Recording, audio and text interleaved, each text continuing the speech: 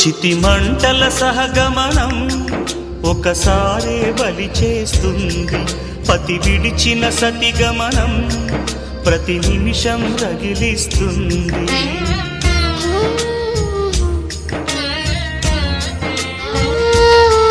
ఆ జ్వాలలతోనే జీవించేటి ధైర్యం అందిస్తూ ఓ బంధువులారా దీవించండి దీర్ఘ సహనమస్తు. నువ్వు రామా మాంగళ్యమా వివాహపు వేదికలో నిన్ను ముడేసిన నిన్నటి వేళ్ళకి విడాకుల వేడుకలో నేడు తెంపడం నేర్పడానికి.